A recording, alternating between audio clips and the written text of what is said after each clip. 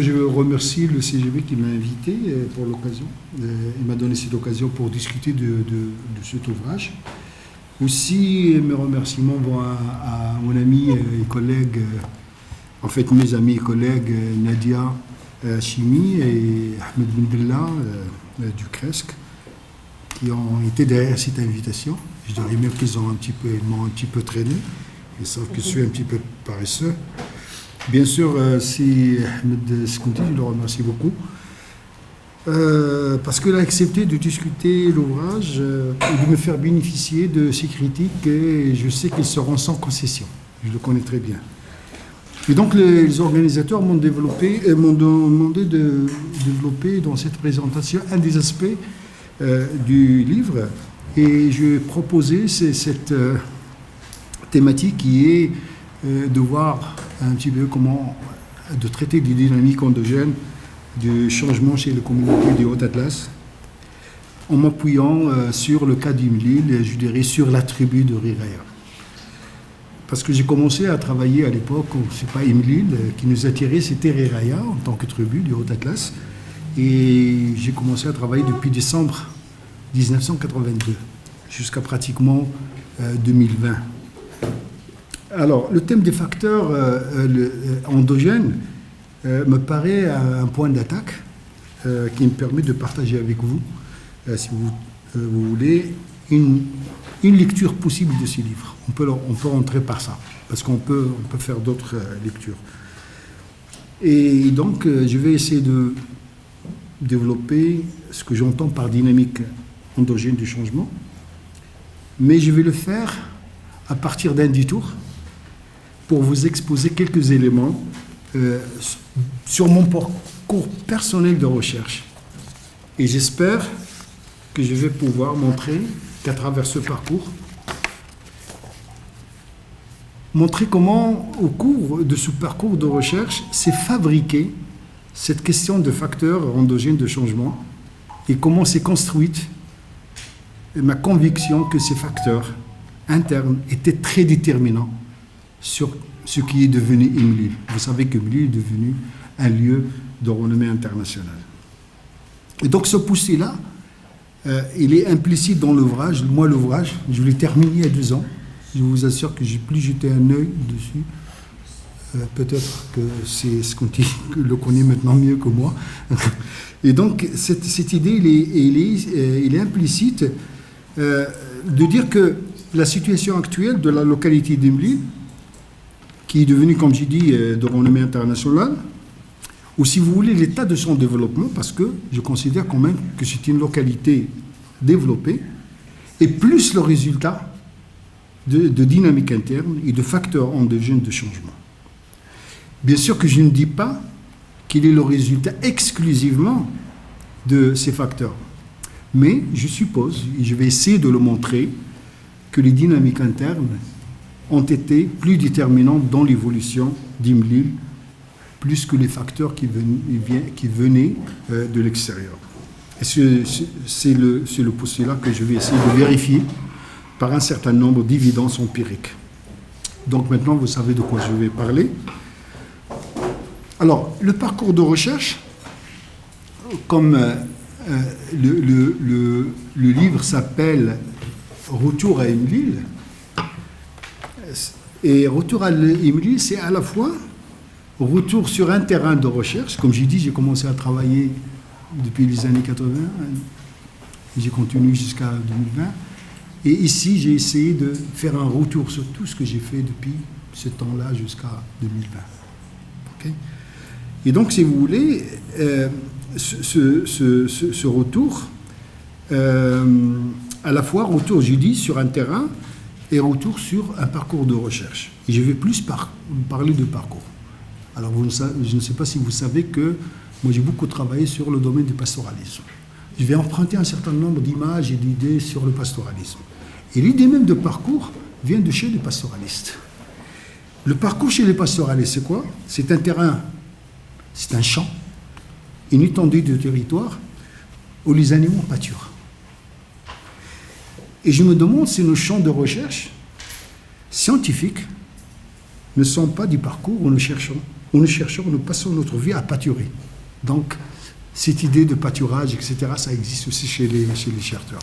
Et le pastoralisme, pour celles et ceux qui ne savent pas, c'est un élevage extensif, conduit sur parcours. Les parcours, c'est quoi? C'est le Sahara, steppe, par exemple, ou sur du pâturage d'altitude comme celui de l'Ukaïmden, comme celui de Yagour, comme celui de Tishka, etc., par opposition à un élevage qui est intensif et qui est conduit en stabulation à côté des maisons, à côté dans des étables. Le pastoraliste est un chercheur qui s'intéresse à ces questions d'élevage, aux relations homme, animal, nature, à la société, à la culture des populations d'éleveurs sédentaires, transhumants, nomades, etc. Ce que j'ai essayé de faire pendant toutes ces années à Imlil, mais aussi dans d'autres régions, comme le Moyen Atlas, comme le Sahara, comme l'Oriental. Je me suis beaucoup intéressé à ces populations de passeurs, à leur culture, etc. Et si vous voulez, le parcours d'un chercheur évoque toujours l'idée du chemin, du cheminement, du voyage et de rencontre avec l'imprévu, d'où me semble-t-il l'importance du hasard. Le hasard joue un rôle très important dans la construction d'un parcours d'un chercheur. En ce qui me concerne, j'accorde beaucoup d'importance à cette idée de hasard parce que je suis en train de regarder que beaucoup de choses sont arrivées par hasard dans ce que je suis devenu. Et le chemin, comme on dit, est plus important que la destination. Ça, vous le savez tous. C'est pour ça que le thème du parcours de recherche est très, très intéressant. Autre chose, c'est que le parcours scientifique d'un chercheur n'obéit pas forcément à un plan de carrière. On n'a pas de plan de carrière. Je ne pense pas qu'on a un plan de carrière par établi. On dit, voilà, on va arriver à ça, etc. Il se construit au milieu d'une multitude de hasards où la demande sociale est déterminante. Quand je dis la demande sociale, tout simplement pour dire, très souvent, ce que nous faisons, il n'est pas le résultat de nos propres envies de faire des recherches, mais aussi le fait qu'il y a des bailleurs de fonds qui imposent un certain nombre de thématiques dans lesquelles nous sommes obligés de s'inscrire si on veut recevoir des financements, etc. Donc la demande sociale est très, très, très importante. Dans mon cas, j'ai commencé à travailler, si vous voulez, en tant que jeune chercheur contractuel dans le cadre d'un projet de développement des petits ruminants. Les petits ruminants, ce sont les ovins, le kaval, le hawala, le maïs, etc. À l'IAV Hassan II. C'est une recherche collaborative avec un consortium d'universités américaines à l'époque. Maintenant, je l'ai compris. Ce qui les intéressait, c'est notre biodiversité animale. À l'époque, ils s'intéressaient à deux espèces très importantes. C'est le sardi et le demmen. Sardi parce qu'il est robuste et demmen parce qu'il est prolifique. Et tout le travail qui a été fait à l'époque, c'est d'essayer de croiser les deux, profiter de la robustesse d'une espèce et profiter aussi de la prolificité de l'autre. Voilà, c'est juste pour dire que aussi le fait, c'est un hasard. Sauf que parallèlement, avec Abdullah Hammoudi, avec Hassan Rashid, on a ouvert un chantier de ce qu'on peut appeler une anthropologie des rituels, parallèlement à ce travail sur l'élevage, sur les petits ruminants, le développement du petit ruminant, etc. Et c'est à ces moments-là que Hammoudi a écrit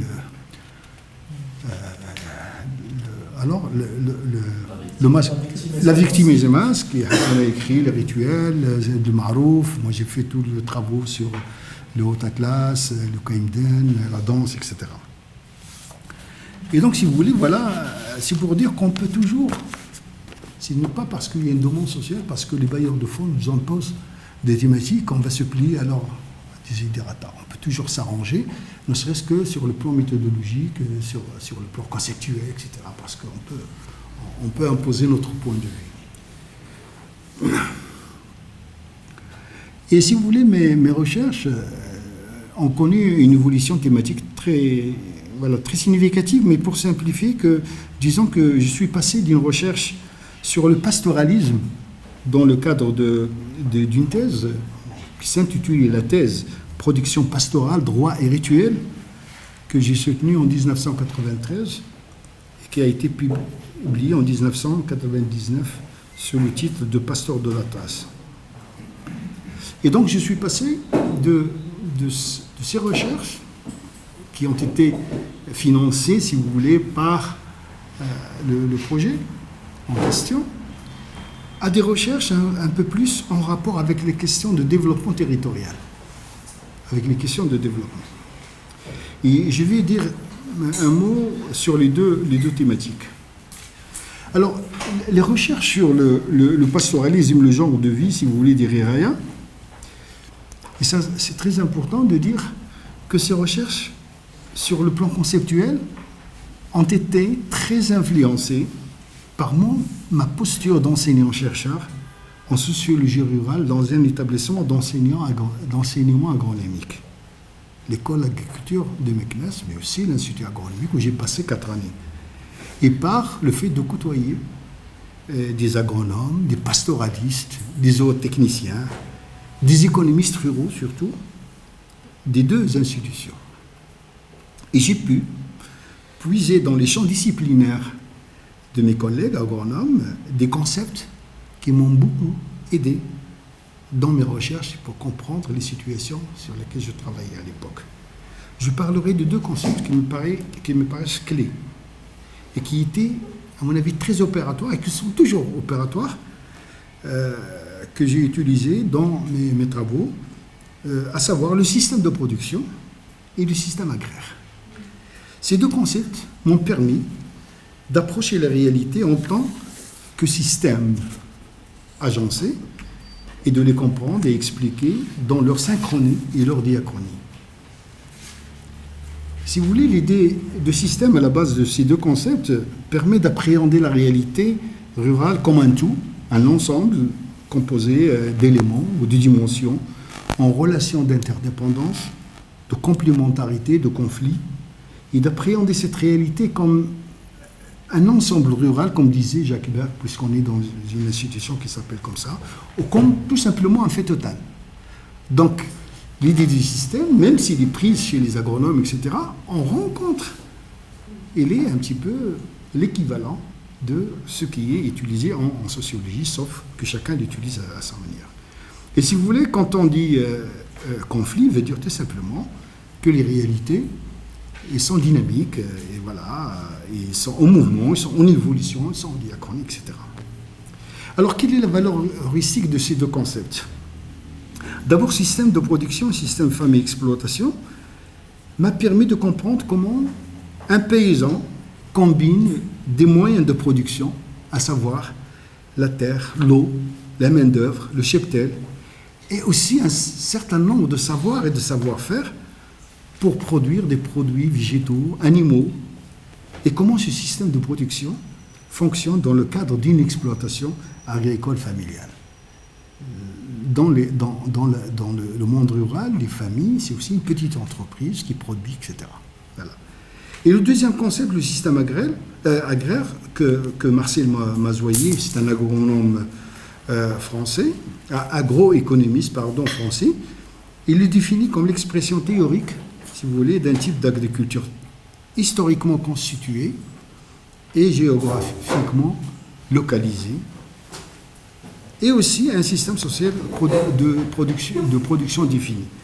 Alors, l'agriculture historiquement définie dans un système agraire, celle de Réraya, ce concept de système agraire m'a permis de la décrire dans son évolution. Et si vous lisez mon travail sur les pasteurs de l'Atlas, vous verrez que les descriptions sont très très minutieuses. On peut descendre vraiment jusqu'à la petite parcelle, etc. Tu vois, pour décrire les choses vraiment ras de pâquerette, comme on dit, et de montrer comment les Réraya sont passés. Surtout ça, ce qui est très important, parce que c'est ça les dynamiques dont je vais commencer à parler. Et ça m'a permis de comprendre comment les Réraya sont passés d'une agriculture de subsistance basée sur la culture de l'orge, du maïs et sur un élevage de 20 caprins, ils sont passés avec une bonne touche de transhumance, parce qu'une bonne partie des Réraya sont transhumants, ils vont transhumer dans le Camden. Ils sont passés à une agriculture de rente. C'est une arboriculture, pommier, cerisier, exclusivement tourné vers le marché. Et comment cet élevage lui-même transhumant est en passe d'être pratiquement abandonné. Donc voilà une société qui vivait sur la subsistance, qui devient des commerçants et qui devient des entrepreneurs en agriculture. Et je dirais même, c'est ça qui est intéressant, je dirais même que les Reraïa, les gens des Reraïa, étaient précurseurs de la reconversion qui sera prônée par le plan Maroc vert plusieurs années après. Ils sont déjà dans la reconversion, plusieurs années avant. Et si vous voulez, ce passage des cultures céréalières de subsistance à l'arboriculture fruitière marchande va transformer de fond en comble les communautés, le paysage de la tribu, je dirais la culture. Et tout ça, j'ai essayé de le montrer dans le livre. Le système social productif, qui est le deuxième élément de définition du système agraire, a permis de suivre l'évolution de la population de cette tribu qui vivait dans des communautés insérées dans des réseaux de relations interindividuelles, intergroupes, et des relations qui sont marquées par des liens de parenté, de voisinage, d'amitié, mais surtout qui sont consolidées par des formes de solidarité et d'entraide. Quand les gens sont sortis de la céréaliculture, ils sont rentrés dans l'arboriculture, avec le liaison avec le marché, même ces relations d'entraide vont changer. Et toutes les relations seront commandées par l'argent. C'est-à-dire, c'est la monétarisation même des relations, d'échanges, etc. Les gens ne rendent plus le service, mais ils payent le service. Ça, c'est juste pour vous donner un exemple, mais ça fourmille dans le texte d'exemple sur ces aspects de transformation de ces sociétés. Et cet outillage conceptuel donc a permis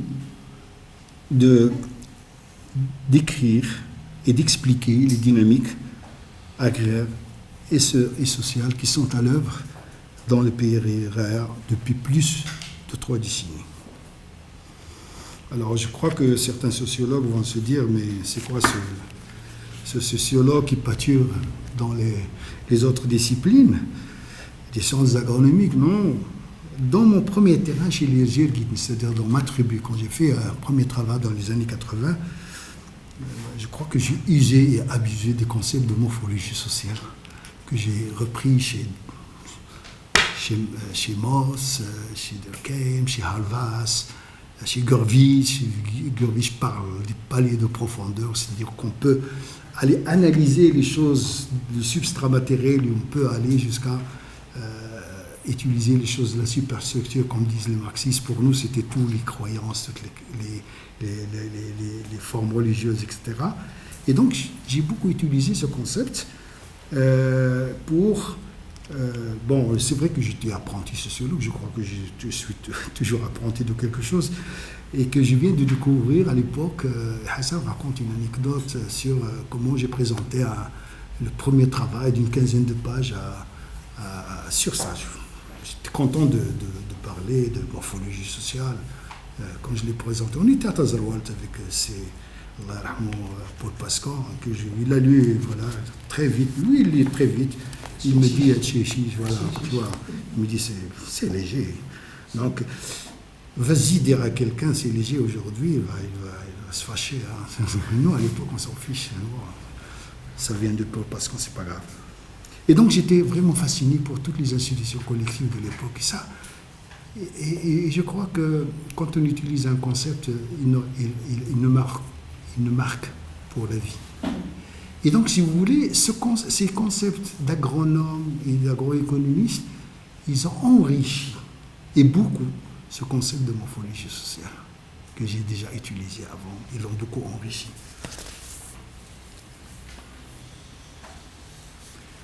Alors, les recherches sur le développement, c'est aussi tout ça. Vous verrez, c'est des hasards, c'est des rencontres. La recherche, le parcours de chercheur c'est un itinéraire qui n'est pas linéaire. Et le chercheur chemine parfois en solitaire, je dis même dans mon cas très en solitaire, parfois dans le cadre d'un groupe, en direction de l'inconnu, ou je dirais au moins de l'inattendu. Le chercheur poursuit son chemin à la rencontre et à la découverte de thèmes de recherche stimulants. Je crois que c'est ça qui nous anime, de terrains de recherche nouveaux et d'outils méthodologiques, théories, conceptuels qui soient plus opératoires. Et je pense que le chercheur, en tout cas dans mon cas, est quelque part un nomade, mais sachant que le nomadisme n'est pas l'errance. Les nomades ne sont pas des errants, c'est des gens qui circulent dans des territoires bien circonscrits, bien déterminés, etc. Bien sûr, ils sont étendus, etc., mais ce n'est pas de l'errance. C'est de la même façon, un chercheur n'est pas errant, il se met dans des champs, je crois, scientifiques, assez balisés, et il contribue par son travail à leur balisage, je pense. Concernant le terrain de Riraya, moi je travaille aussi au Moyen Atlas, Maroc oriental, Rif, Sahara, et parallèlement, donc, à mon intérêt pour le pastoralisme, il y a d'autres problématiques de développement économique, social et territorial. Et là aussi, c'est aussi l'influence de l'École nationale d'agriculture, le fait de travailler sur des projets comme ça de développement économique, social, etc. Et si vous voulez, ces thématiques se sont imposées d'abord par la demande sociale, parce qu'à chaque fois, il y a des projets, il faut participer, les activités pédagogiques. Je fais beaucoup de choses à travers les activités. L'École nationale et l'IAV, ils ont une possibilité, ce sont les stages des étudiants. On a beaucoup de stages. On sort avec les étudiants, on peut faire beaucoup de choses avec les stages. Les programmes de recherche collaboratifs. Pour rester dans ce processus de mobilisation des concepts, disons que pour aborder les questions de développement, j'ai eu recours principalement à deux auteurs du changement. Raymond Moudou et Everett Rogers. Je crois que la lecture de l'ouvrage La place du désordre de Boudon m'a beaucoup marqué. Je ne suis pas le seul. Et je le recommande vivement aux doctorants qui travaillent sur les questions de changement. Parce qu'il développe des choses qui sont intéressantes, notamment en disant qu'il n'y a pas de théorie de changement. Voilà, en disant que le changement... Je vais donner quelques exemples. Et si vous voulez, il m'a poussé à changer de perspective en donnant plus d'intérêt dans mes recherches à la place de l'individu dans le changement. Et bien entendu, à son rôle dans tout ce qui est action collective. Donc, on est passé un petit peu de la perspective un peu durkheimienne, de regarder les collectivités, etc., à une perspective plus weberienne, où la place de l'individu devient très très importante. Et la perspective boudonienne veut que le changement d'un système social, de façon très générale, est le résultat, il vous dit que quand il y a un changement, c'est un résultat de l'agrégation d'un ensemble d'actions individuelles. C'est parce qu'il y a un certain nombre d'actions individuelles qui sont agrégées, c'est ça qui va produire le changement. Et c'est vers... et c'est, si vous voulez, vers ces actions individuelles que mon attention s'est tournée pour les saisir. Je commençais à m'intéresser à tout ce qui est action individuelle, etc., pour essayer de les comprendre leur sens et comprendre leurs effets sur le changement multidimensionnel de cette partie du Grand Atlas. Les récits de vie que j'ai reproduits dans l'ouvrage, j'en ai reproduit quelques-uns, montrent comment ce changement de la société, de l'espace et de la culture est le fruit de l'action d'un ensemble d'individus, des personnes réelles avec qui j'ai entretenu des relations sur le long terme. Chacun de ces personnages agit dans un coin donné, cultive son jardin, comme dirait Voltaire, entreprend et essaie de s'en sortir et de faire vivre sa famille, etc. Donc, si vous voulez, essayer de résister à l'adversité, mais contribuer in fine au changement et à la construction de ce territoire d'Imlil. Alors pour moi, territoire d'Imlil, ce qui est devenu, c'est grâce à un certain nombre d'entreprises, d'individus, bien sûr inscrits sur le long terme. Alors ces personnes, les individus, m'ont raconté vraiment par le menu les initiatives, les risques qu'ils ont pris à s'engager, par exemple, dans l'introduction de l'arboriculture fruitière, par mimétisme, en l'observant chez d'autres, etc. Et le plus grand risque dans ces questions de changement, ce n'est pas économique, il est social. C'est la peur d'être la risée de la communauté. Adopter une nouveauté comme l'arboriculture et abandonner la sériculture, c'est braver la norme et encourir la réprobation sociale. Les récits racontent aussi comment ces personnes se sont engagées dans l'activité touristique. Ils ont pris des risques pour investir dans l'infrastructure touristique. Je vais dire tout simplement, l'argent que les gens gagnent, ils ne le dépensent pas ailleurs. Ils le remettent dans le circuit. C'est le cercle vertueux. J'ai écrit l'une des conclusions, par leur action, les individus concourent à l'écriture de l'histoire de la tribu Riraya et à la construction de son territoire. Et j'ajoute, ça je l'ai ajouté en préparant ce texte, ce n'est pas écrit dans le... Ces individus étaient dans la situation de M. Jourdain, qui a fait de l'approche sans le savoir. Eux, ils écrivaient l'histoire du changement de la communauté des Riraya sans le savoir. Et non seulement ils écrivent en agissant. Alors le deuxième auteur, c'est Everett Rogers, m'a intéressé pour son modèle de diffusion de l'innovation. Il a proposé un modèle de diffusion des innovations. Je vais y revenir. Je vais faire un petit peu de suspense. Alors maintenant, pourquoi je penche vers l'explication de l'émergence du territoire d'Imlil par des facteurs indigènes plutôt que sur le fait des facteurs qui viendraient de l'extérieur, c'est-à-dire ce qu'on appelle les facteurs exogènes. Alors tout d'abord, je ne suis pas un défenseur des facteurs endogènes. Je vais vous donner deux exemples où les facteurs endogènes ont été très, très importants. Et très souvent, ils viennent de l'État. Très souvent, ils viennent de l'État.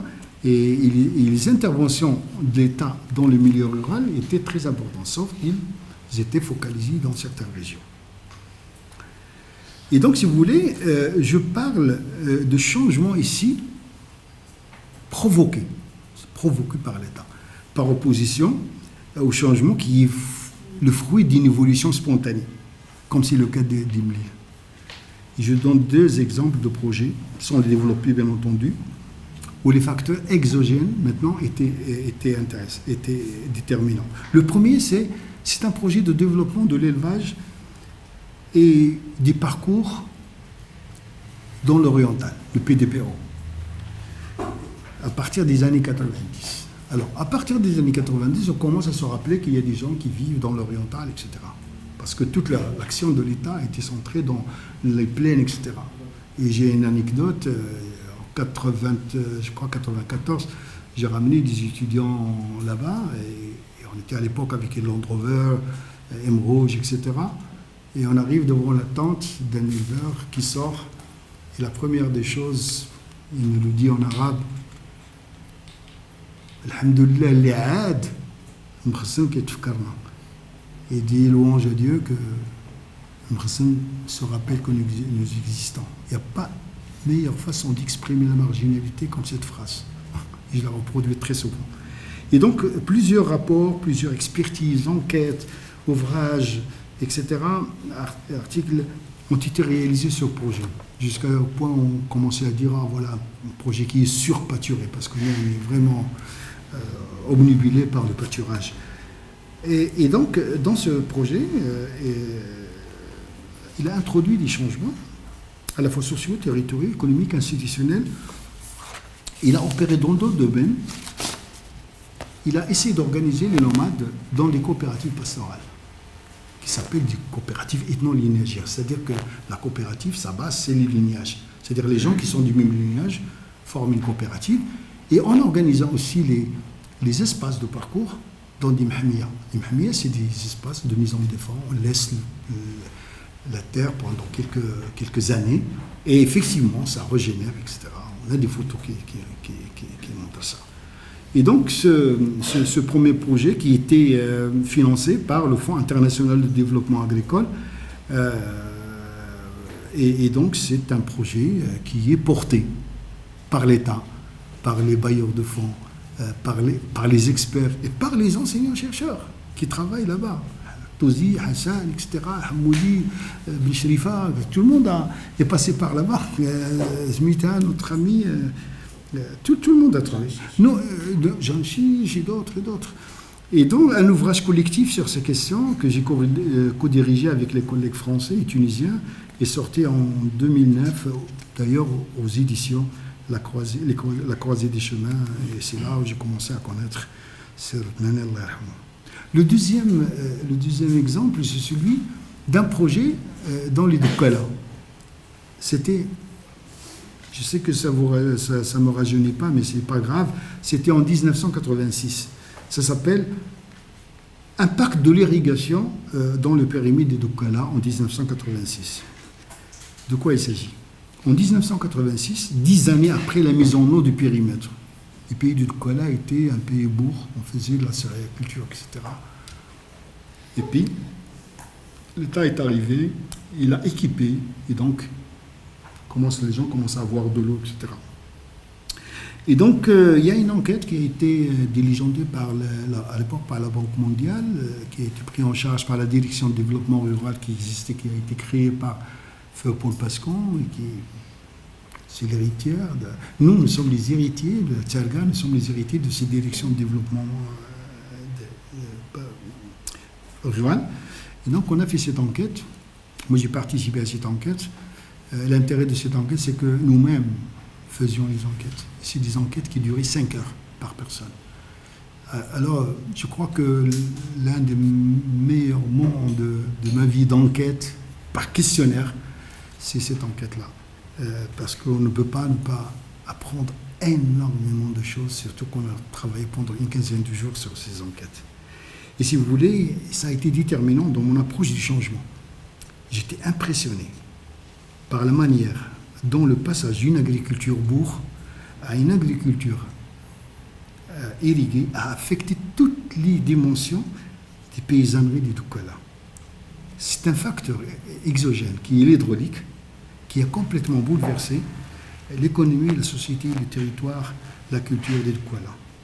Et je crois que de cette immersion dans ce terrain qui était en ébullition, il m'est resté beaucoup de choses, surtout au plan méthodologique et conceptuel, qui m'ont aidé à aborder les questions de développement chez les RIRA. Voilà, à la fois pour dire qu'il y a les dynamiques externes qui peuvent jouer quand c'est pris par l'État, quand c'est accompagné, etc., ce qui n'est pas le cas partout, mais aussi pour dire que tout ce que nous faisons dans notre vie de travail intellectuel, de travail d'enquête, ne passe pas inaperçu, il va réagir, il va sortir quelque part. C'est ça un petit peu. Malheureusement, moi j'étais enquêteur, et donc je n'avais pas accès vraiment à toutes les données, etc., pour écrire un article, etc. Mais là, quand même, il me reste beaucoup de choses en tête. Donc c'est pas grave, on ne peut pas me l'enlever. Parce que très souvent, ils disent que c'est la propriété d'eux. Mais on ne peut pas vous enlever des choses qui sont dans votre tête. Et donc, si vous voulez, ce projet a ouvert mes yeux sur la place du facteur technique et externe de l'approche du changement d'une société donnée, le changement provoqué par opposition au changement spontané. Et j'arrive au changement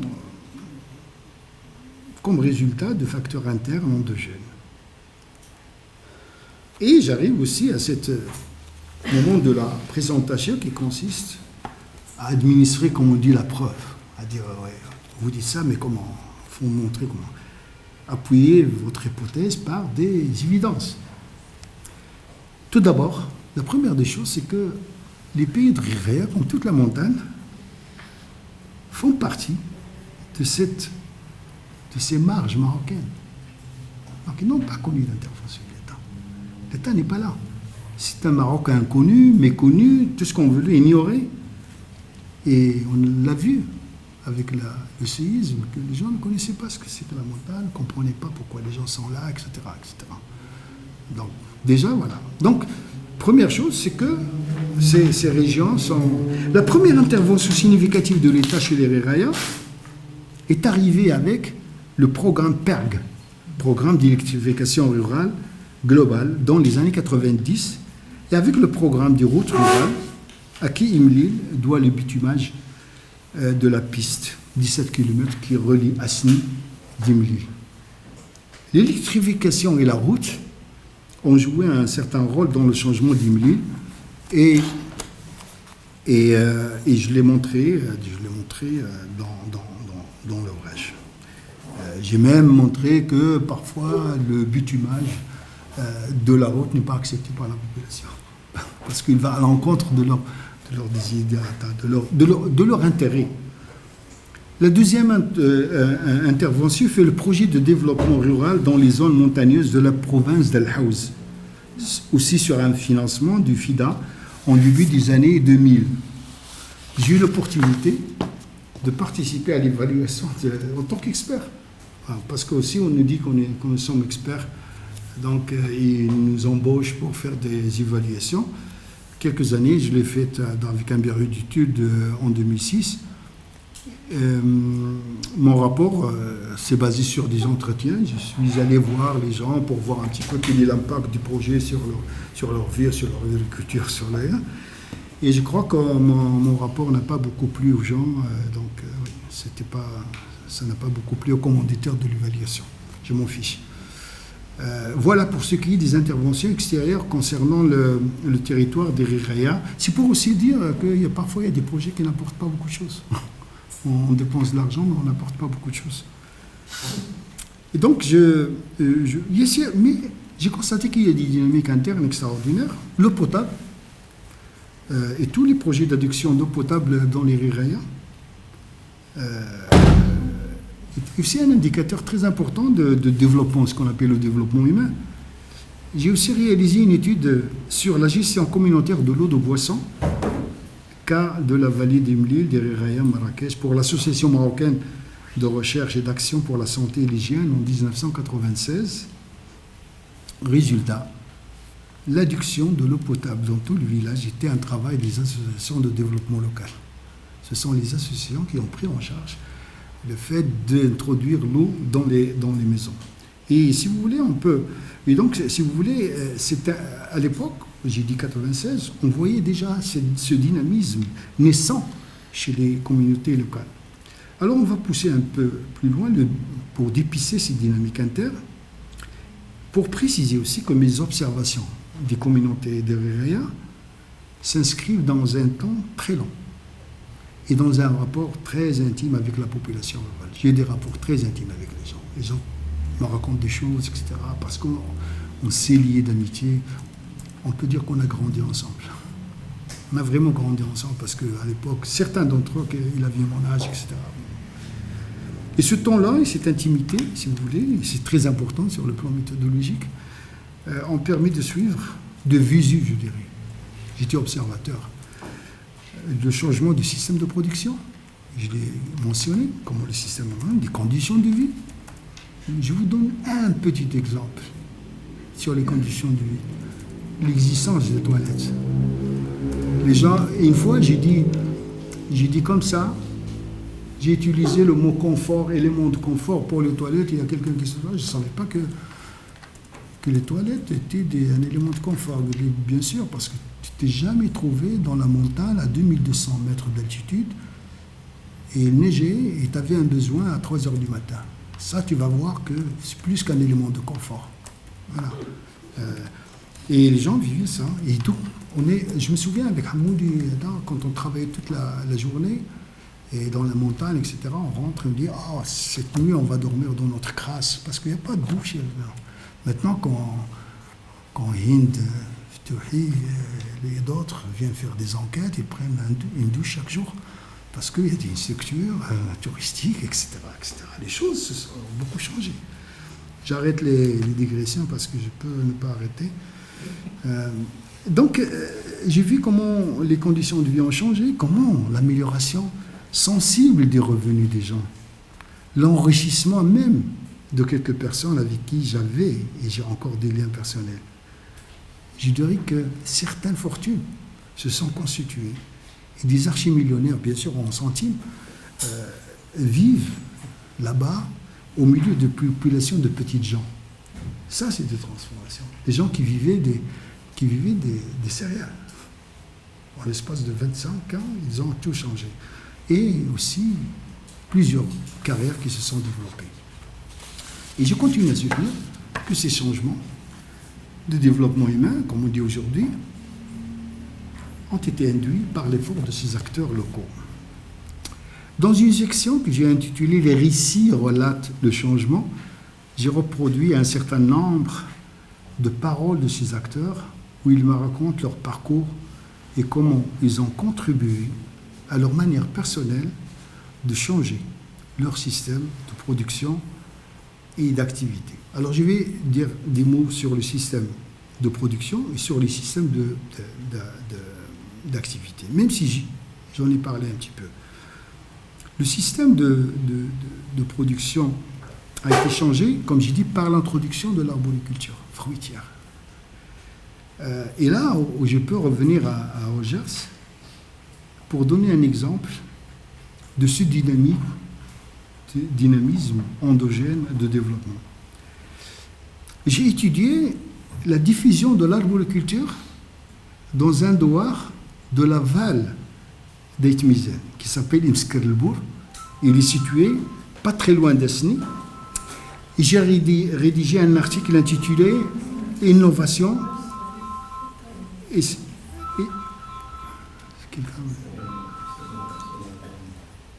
et j'ai rédigé un article que j'ai intitulé à l'époque « Innovation et système social » en 1993, publié dans la revue Options méditerranéennes. C'est une revue où les Méditerranéens, agronomes. Bon, d'abord, vous voyez que vous regardez tous là-bas, je ne sais pas pourquoi. Parce qu'il y aura un participant qui va être rejoint de la salle.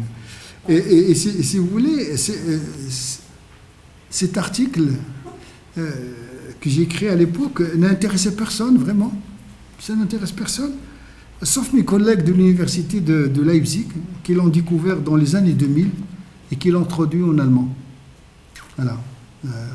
Et c'est cet article où j'ai tiré quelques évidences par rapport à ces dynamismes.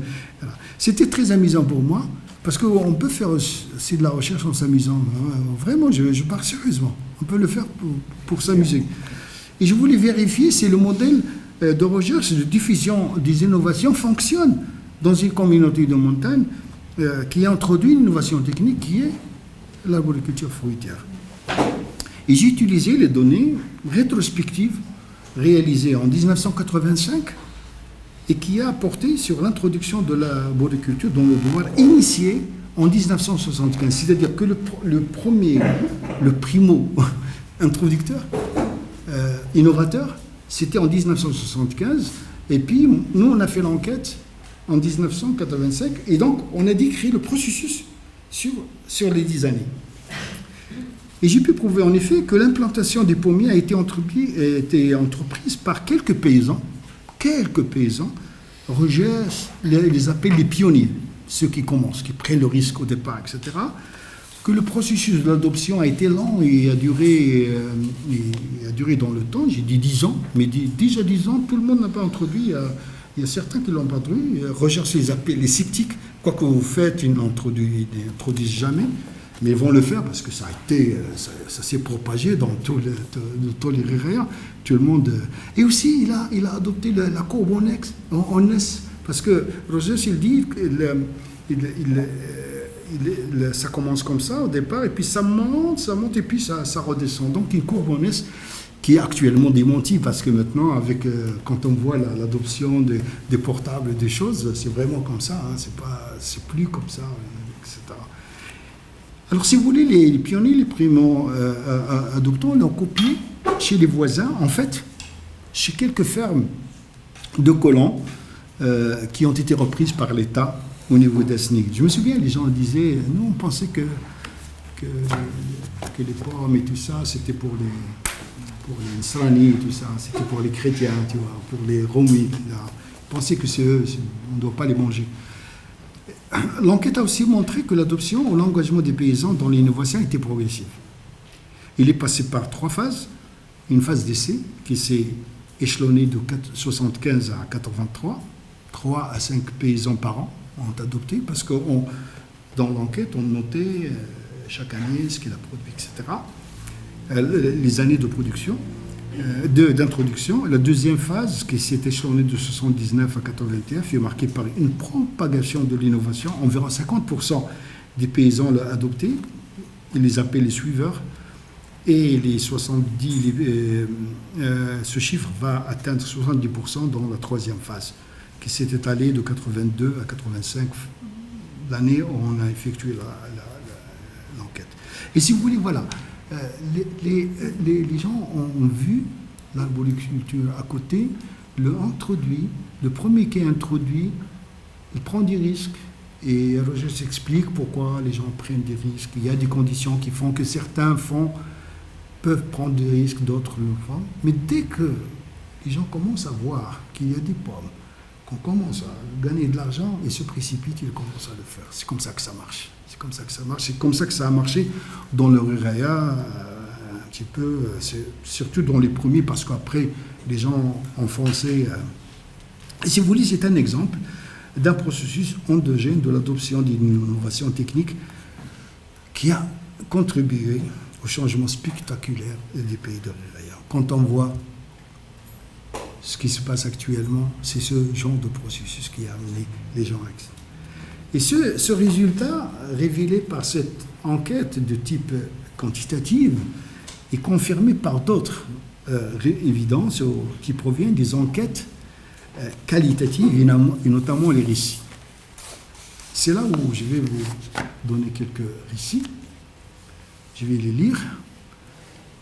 Alors, c'est quelqu'un qui me parle de son histoire avec l'arboriculture.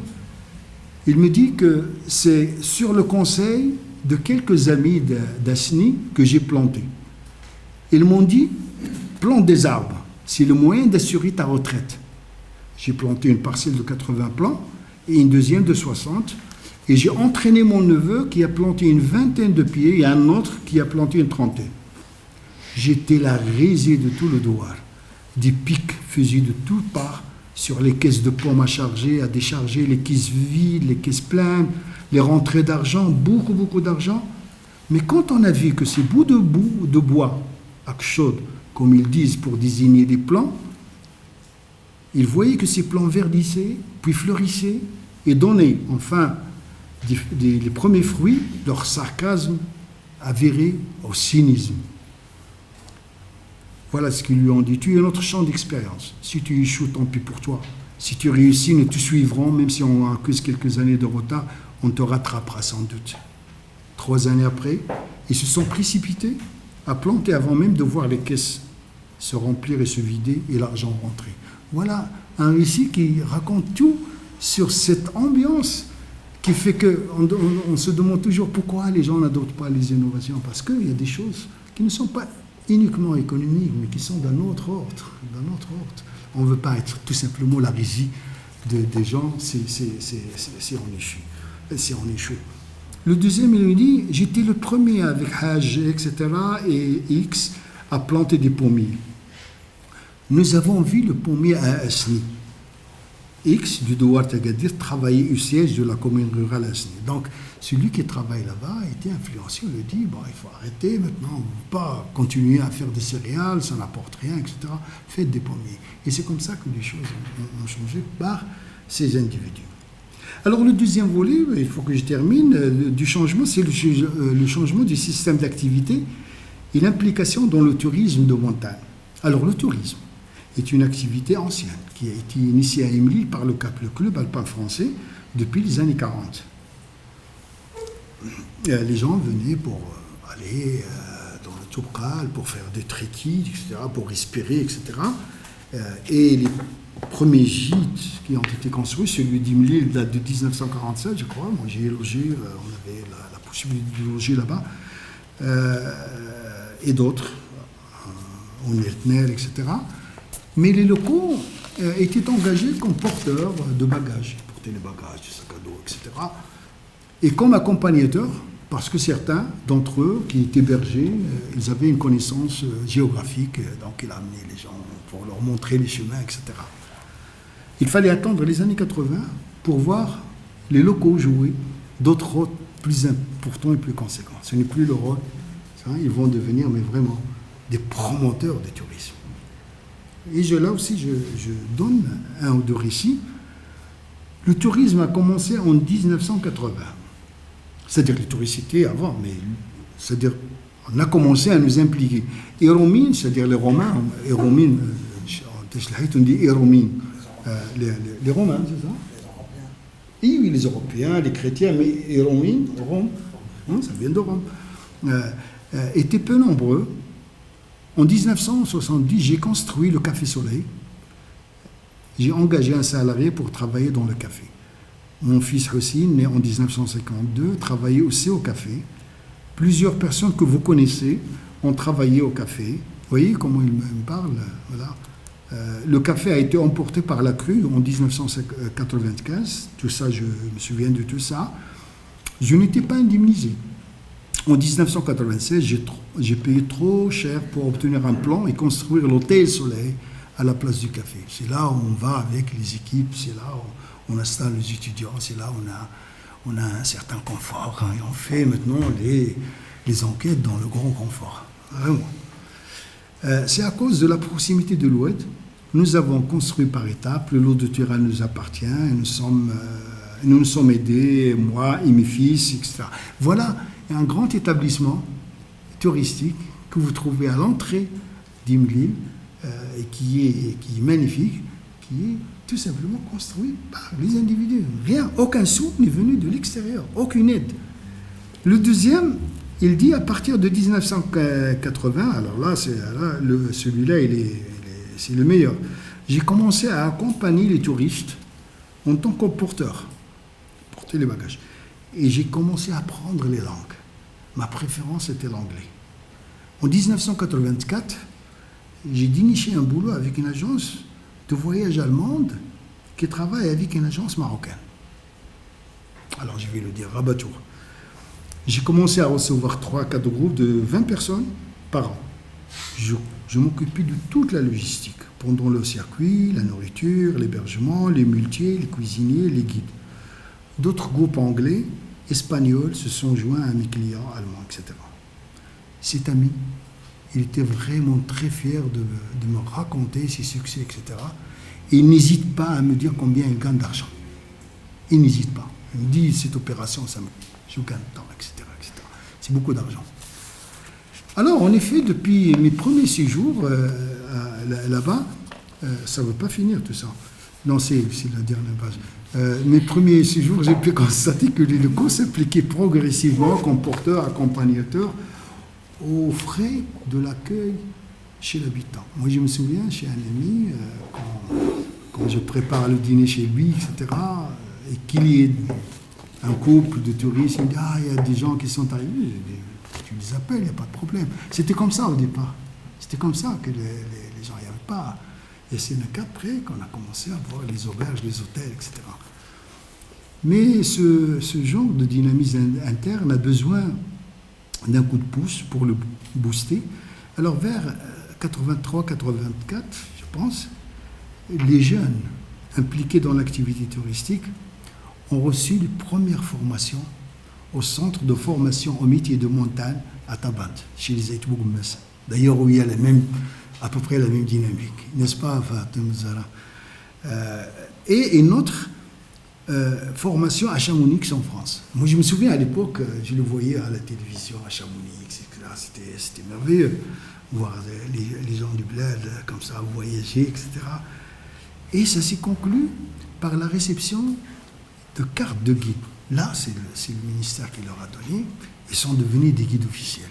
Et là, c'est le déclenchement de leur voilà. C'est la consécration. Ils deviennent vraiment des professionnels du tourisme. Le constat majeur, d'après mes observations et enquêtes, est que tous les gains de l'activité touristique seront investis dans le développement de l'infrastructure. Ils rivalisent.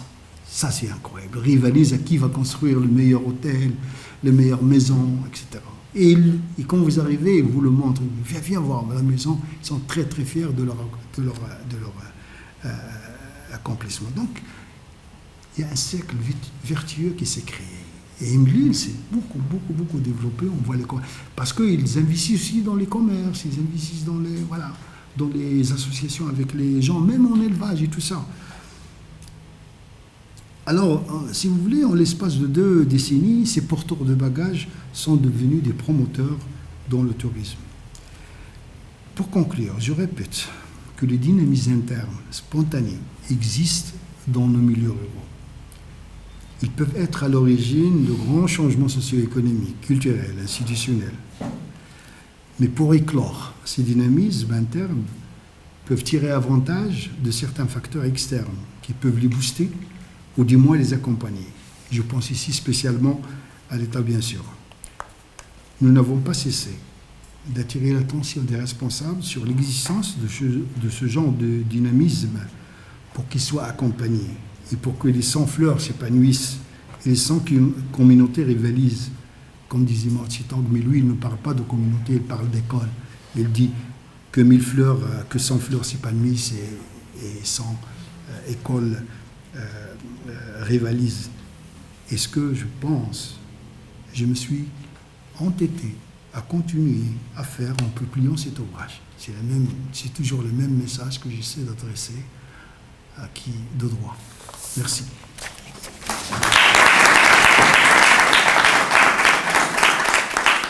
Je ne vais pas être long parce que nous ne sommes pas concertés. Donc, je pense qu'il a fait le tour de l'essentiel de ce que le livre contient et de la façon dont il l'a élaboré, des questionnements essentiels qui le fondent. Je vais parfois répéter des choses qu'il a dites, mais je vais surtout essayer de poser un certain nombre de questions, mais je ne serai pas long. D'abord, c'est un retour. Et je pense que tout chercheur en sciences humaines et sociales garde une relation privilégiée avec le premier terrain, ou avec le terrain qu'il a étudié pendant sa carrière. Et si on n'a pas eu l'occasion d'y revenir, on nourrit toujours cet espoir. Et je peux en témoigner moi-même.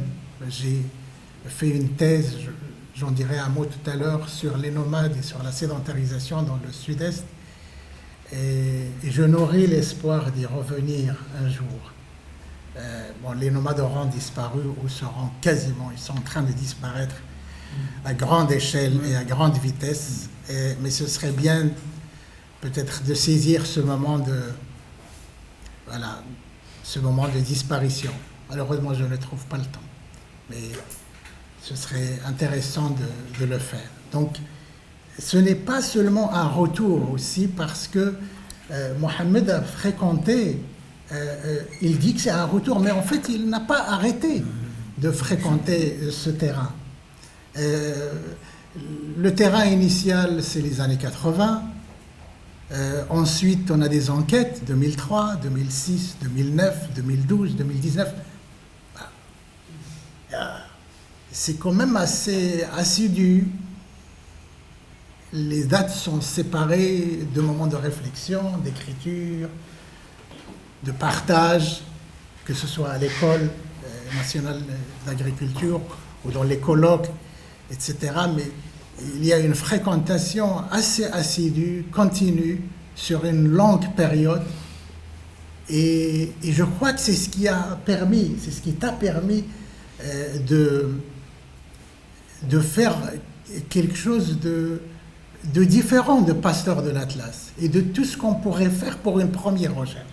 C'est-à-dire quelque chose qui montre véritablement qu'on a bien compris, qu'on a digéré, cette assiduité à payer, ce regard, ces retours incessants ont permis de saisir cette société. Je crois que ce livre montre comment tu as véritablement saisi cette société, travaillée par le changement sur près de 40 ans. Alors la problématique de la thèse, davantage focalisée sur les pasteurs de l'Atlas, sur leur territoire. Ça a été une lecture tout à fait intéressante pour moi à la fin du siècle dernier. Leurs relations sociales, leur univers de pensée et leurs pratiques rituelles, je te cite, et elle s'élargit et s'ouvrit sur de nouvelles problématiques d'actualité, plus orientées vers des questions de développement territorial. Donc cette question du changement et de développement territorial ont accaparé l'attention de Mohamed au sortir de ce travail sur les pasteurs. Que devient le territoire? Quels sont les changements qui le travaillent? Qu'est-ce que ces changements disent de la société, de ses transformations? Et surtout, qui est derrière? Qui œuvre derrière ce changement qu'on observe à l'œil nu? Il y a une complémentarité des deux. Donc ce travail initial et ses retours, il y a une complémentarité entre les deux au sein d'un itinéraire de recherche et d'une réflexion portant sur la transformation d'une société locale du Haut-Atlas occidental. Et le chercheur s'efforce de saisir le changement, je te cite encore, dans ses multiples manifestations sociales, techniques, économiques, institutionnelles, culturelles, paysagères, dans une communauté qualifiée par le préfacier James Miller de communauté en transition. Le cadre théorique, tu l'as rappelé, je ne m'attarderai pas là-dessus. Raymond Boudon en particulier, sur l'impossibilité d'une théorie générale du changement. Tu fais allusion aussi à Paul Pascan et à son héritage, l'accueil mitigé qui a été fait de sa société composite et son orientation vers des travaux plus empiriques et circonstanciés. Tu ne parles pas directement de l'anthropologue chez soi, mais tu le dis au tournant d'une discussion avec les montagnards. Pourquoi continues-tu à nous poser des questions? Le pays n'a plus de secret pour toi? C'est ce qu'on te dit. Et donc ça dit quelque chose aussi du lien privilégié que tu as tissé pendant si longtemps avec les gens. C'est un travail subjectif. Moi j'aimerais écrire un livre comme ça, parce que tu dis qu'il n'est pas objectif, tu dis que c'est un travail subjectif, que c'est vraiment la question de l'objectivité, il faut la mettre de côté. Je parle un peu à la première personne, je raconte des choses. Il y a des réminiscences, tu parles de mes réminiscences, ma mémoire, il y a des verbatims, il y a des passages bruts du journal d'enquête, mais c'est intéressant. Ça c'est l'âge. Hein? C'est l'âge. Tu peux te permettre. mais c'est intéressant. Maintenant, on parle beaucoup de relations entre sciences sociales et humaines et littérature.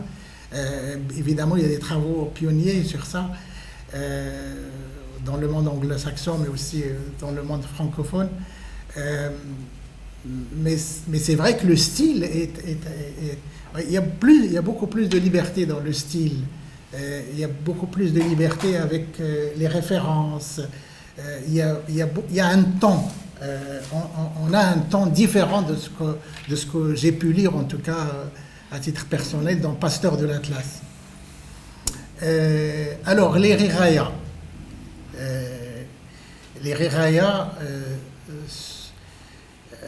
Double dimension à la fois tribale et administrative.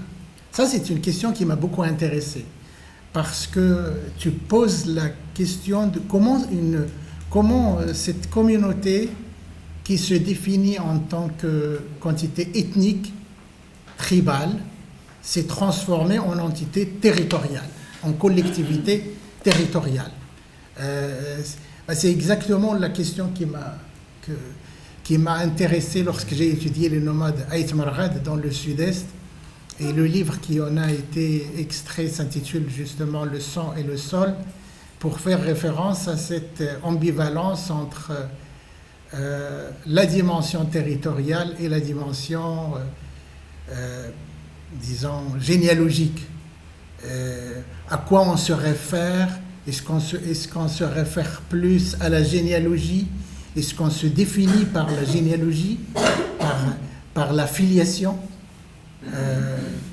Ou est-ce qu'on se définit par le territoire, par le sol, par l'appartenance? Et donc c'est cette transformation qui est aussi à l'œuvre dans ce travail, et on la retrouve ici. Et ce passage de l'entité tribale, comme tu dis, à la collectivité territoriale et communale est un fait commun à toutes les tribus du Maroc. C'est juste. Mais la résurgence des ethnonymes n'est pas exclue dans certains contextes spécifiques et récents. Je pense en particulier à la province d'Erhamna, qui est probablement l'une des seules où une collectivité territoriale a reçu le nom de la tribu dans la subdivision administrative de l'État. Ce serait intéressant de voir qu'est-ce qui est derrière la décision, ou qui est derrière la décision. La tribu offre une sorte d'identité de réserve, comme tu dis. Tu ne le dis pas comme ça, c'est moi qui utilise ce terme, mais c'est exactement l'idée que tu exprimes. C'est-à-dire qu'on peut y revenir, on peut la mobiliser pendant les moments de crise, pour résoudre des conflits, à l'occasion des échéances électorales. Elle revient. Parfois, elle revient au galop.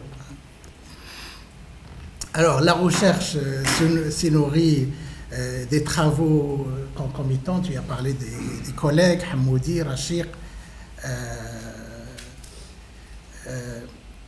Je pense qu'il aurait été intéressant de jeter un coup d'œil un peu plus à l'est, du côté d'Ali Amahan, dont la notion féconde de mutation est intéressante. Quand on se rappelle la notion qui a été en fait une réponse à la notion statique de structure de Jacques Berck. Et Amahan relève, par exemple, que la Jama'a n'est pas morte, chez les Rojdama en tout cas. Elle est en veille. Elle est en veille, mais elle veille au grain, tout en laissant les jeunes travailler dans le cadre d'associations, associations de la société civile, parce que c'est le cadre qui permet d'entrer en contact avec l'État. Et la jma'a traditionnelle, informelle ou non formelle, trouve du mal à être un vis-à-vis de l'autorité et de l'administration, mais cela ne veut pas dire qu'elle ne gère pas et qu'elle ne contrôle pas. Et en tout cas, c'est ce qui ressort du travail d'Amahan. Alors, je passe sur les objectifs, tu en as parlé. L'hypothèse est que les dynamiques de changement social, économique, technique et culturel qui ont affecté profondément les riraïas ont un caractère contrasté et produisent des effets différenciés sur la société, l'économie, le territoire et la culture. Et cette différenciation des évolutions est enregistrée dans les vallées, les douars et les familles de ce même territoire tribal. Le changement ne concerne pas tout le monde de la même façon et tous, individus et communautés, n'en bénéficient pas au même degré. De nouvelles polarisations font surface et tranchent avec les positions économiques et les hiérarchies sociales traditionnelles.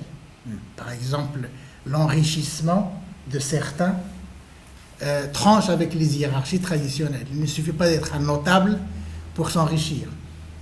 des gens qui pouvaient être porteurs, qui commencent porteurs avec le tourisme, peut devenir voilà, occuper une position sociale plus confortable au bout d'une génération. Alors, l'ouvrage est structuré autour de 2 parties. La première s'intitule « De la déliquescence de l'agropastoralisme ».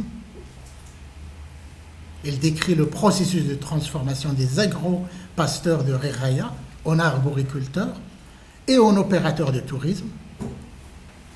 Et là, vraiment, c'est un plaisir de lire ces pages où tu décris cette transformation petit à petit, comment l'agropastoralisme régresse, comment les gens investissent ces nouveaux domaines que sont l'arboriculture et le tourisme, avec une finesse, avec des détails, on a l'impression de voir les personnages agir et s'activer. L'expansion de l'arboriculture fruitière et la montée en puissance du tourisme furent concomitants à la régression de l'élevage, de la transhumance et des cultures céréalières. Ils ont contribué à inscrire davantage le pays Reraya dans l'économie de marché. Il démontre, je te cite, le passage d'un système de production agro-pastoral classique de type méditerranéen, foncièrement vivrier, à un système hybride, intensifié et de rente, tourné vers le marché. Et cette déliquescence, page 43, et cette déliquescence est illustrée par un élevage qui régresse et une transhumance qui s'essouffle. La divergence de point de vue des acteurs à propos des projets, d'un projet qui n'a pas abouti. J'aimerais bien parler de ce projet parce qu'il est intéressant. Je ne sais pas, peut-être que tu ne l'as pas évoqué si j'ai bien fait attention, tu ne l'as pas évoqué dans ta présentation. C'est ce projet de modernisation de Lukaimden. Vous savez que dans Lukaimden, c'est une station de ski, c'est un site, voilà. Mais c'est d'abord, avant d'être une station de ski, c'est un site d'art rupestre, et c'est aussi un ogdel, c'est-à-dire un pâturage d'altitude, mais on défend une partie de l'année, comme il y en a beaucoup dans tout le Haut-Atlas et le Moyen-Atlas. Et donc, il y a une société émiratie, avec bien sûr la bénédiction des autorités marocaines, qui s'appelle Ermar, qui arrive en 2007-2008 avec l'idée de moderniser cette station et de créer notamment un golf, 18 trous, de créer des structures hôtelières de luxe, des hôtels 4-5 étoiles, des restaurants. Et je me rappelle que j'étais à l'époque enseignant vacataire à la faculté des lettres de Marrakech, et avec ma collègue Ouidet Tebba, on avait organisé une activité en 2008 à Lukaimden. Et il y avait avec nous des gens de la représentation de la télévision 2M, de la chaîne 2M à Marrakech, qui sont montés. Et on a organisé une sorte de consultation avec les populations locales, avec les Reraya, mais aussi les Orika et Oriken, parce que c'est les 2 tribus qui montent en été sur le pâturage d'altitude de Lukaimden. Parce que même toi, tu ne l'as pas vu. Ah si, tu vois, il y a la Gdal ici, et il y a le projet, comment ils l'ont projeté. En couleur, c'est dingue. Quand je le montre aux étudiants, ils ne comprennent pas pourquoi je défends ça. C'est pas facile. C'est pas facile. Je me rappelle quand on a fait cette consultation avec quelques-uns des habitants de la région, donc les 2 tribus, Orika et Reraya, qui sont vraiment intéressés, qui sont les 2 qui montent en été pour le pâturage d'été. Ils étaient partagés, comme tu le dis très bien dans le livre, ils étaient partagés. Il y en a qui disaient pourquoi pas, peut-être ce projet va apporter de l'emploi, il va développer les infrastructures, la route d'accès va être élargie, améliorée, on va avoir plus de touristes. des emplois pendant le chantier, mais aussi quand les structures d'hébergement, etc. vont fonctionner. Et les autres qui disaient, attention, peut-être qu'on va éplucher les patates dans les restaurants. Il y en a aussi qui disaient ça, on va faire le travail. Sans parler, absolument, sans parler des problèmes. Même les patates, ils peuvent ramener des patates. Absolument. Et sans parler de tout le problème de l'assainissement et de tout ce que ces structures peuvent produire en termes d'eau usée, de déchets, etc. Donc c'était très intéressant, mais heureusement, peut-être malheureusement pour la société, la crise financière de 2008 est arrivée et elle a arrêté net le projet.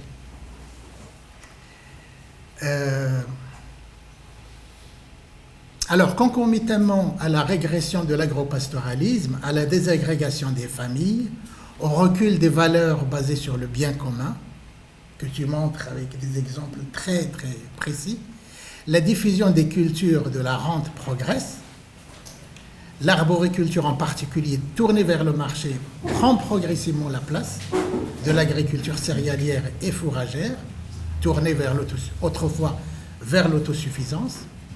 Une arboriculture locale a pourtant bien existé, profondément enracinée, en particulier le noyer, auquel tu consacres quelques pages, y compris sur la commercialisation des noix et du swek.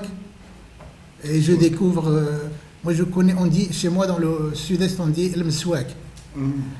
Je découvre Atltul, je ne connaissais pas le mot en amazigh, Atltul, c'est une... voilà, merci pour ce mot. L'écorce qui est utilisée pour l'hygiène buccale et pour la cosmétique, elle est bien connue des femmes, swag. Concomitamment à ce qui précède également, la région est le théâtre d'une montée en puissance du tourisme. Cette activité a pris place au sein du système de production et au sein de la société locale. Ça, c'est très intéressant. Comment tu arrives à décrire la manière selon laquelle ces activités prennent place, prennent appui dans la société, comment ils arrivent, comment ils se sont appropriés, comment ils se greffent en quelque sorte sur le corps social. Ces nouvelles ressources introduisent et accentuent l'inégalité entre les villages et les familles. Elles chamboulent les hiérarchies traditionnelles, déjà mentionnées, en permettant à des individus d'appartenance modeste de monter sur l'échelle sociale.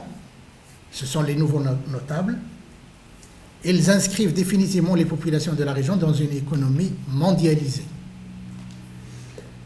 La seconde partie montre comment ces nouvelles activités et une société civile active ont largement contribué au progrès réalisé en matière de développement économique et social des familles et à l'émergence de la localité d'Imlil. Elle expose aussi la manière dont tout ce changement fait à l'origine d'un débat qui agite la société, sa culture, ses valeurs communautaires. L'un des signes majeurs du changement des valeurs est le non-respect de l'Agdel, de l'Okaïmden. Je ne savais pas qu'il pouvait être cassé de cette façon. Casser, c'est-à-dire ne pas respecter la date d'ouverture. Vous savez que ces pâturages sont mis en défend une partie de l'année. En général, on connaît la date de fermeture. Et en général, ce que les gens ont toujours pratiqué, c'est de respecter cette date et arriver à la date d'ouverture. Tout le monde attend avec ses troupeaux. Une fois que l'annonce de l'ouverture est faite, on peut emmener les troupeaux sur la... Casser l'Agdel, c'est l'expression utilisée, c'est s'introduire avant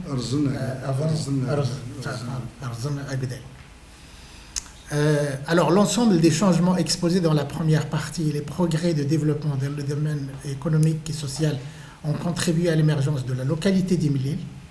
Il fallait comprendre comment cette émergence allait marquer le passage d'une territorialité tribale à une territorialité définie par l'activité des acteurs et le rôle joué dans cette émergence par les agents économiques et la société civile, incarnés par des gens de la tribu devenus eux-mêmes entrepreneurs et acteurs de la société civile. Alors, ce grand développement, qu'on trouve surtout dans le chapitre 5, pose la question du rôle de l'administration. Je ne vois pas beaucoup le rôle du politique. Quel rôle l'administration a-t-elle joué dans ce processus de territorialisation des identités locales à travers les politiques territoriales, les découpages administratifs, les cartes électorales? Vous savez que ces découpages n'ont pas cessé depuis l'indépendance. La carte électorale a toujours changé. Donc il y a là la main de l'administration et du politique au sens large qui a contribué à la formation de ces territoires et de ces identités locales territorialisées, mais qui ne ressort pas suffisamment dans ton analyse. C'est comme une sorte d'angle mort. Et plus généralement, quel rôle les politiques publiques ont joué ou non dans les changements profonds que les vallées des Réraya ont connus. On a l'impression que, comme Jacques Berck, le politique est mis en veilleuse, en quelque sorte, dans ton analyse. Est-ce que ces gens-là œuvrent tout seuls, en arboriculteurs, en entrepreneurs touristiques, en dehors de tout cadre et de toute contrainte, de toute pesanteur politique, de tout réseau de clientélisme, y compris jusqu'à Marrakech ou jusqu'à Rabat.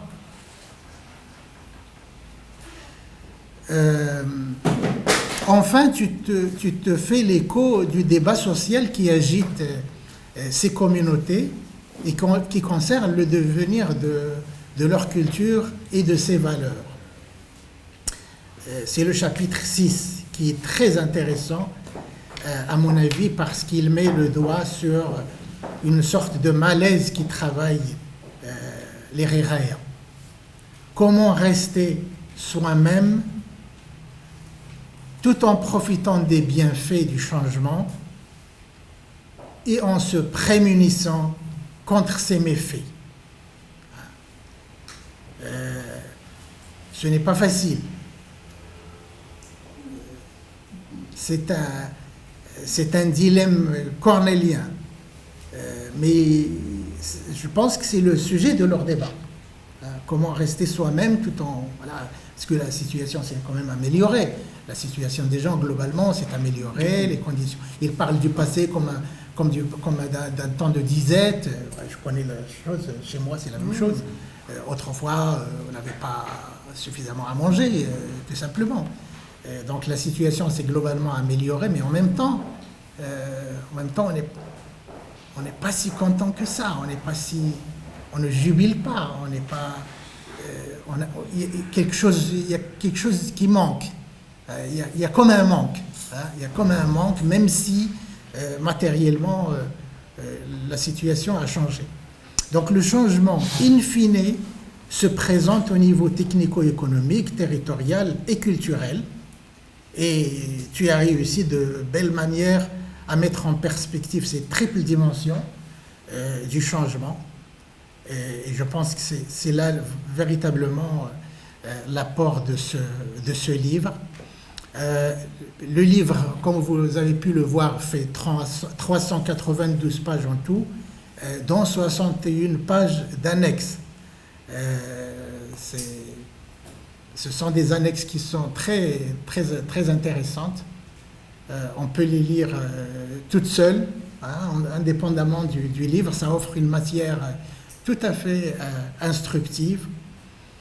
Il y a des textes émouvants, surtout celui qui parle de la réaction des gens à l'assassinat en 2019 de Louisa Vertager Jespersen, danoise de 24 ans, et de Maren Welland, norvégienne de 28 ans, qui m'a personnellement beaucoup ému, leur réaction à cette tragédie que nous avons tous vécue en 2019 et comment ils y ont réagi, qu'est-ce qu'ils en ont pensé. Voilà, c'est l'un des annexes qu'on peut lire dans ce livre. Et pour finir, je te félicite, Mohamed, pour ce,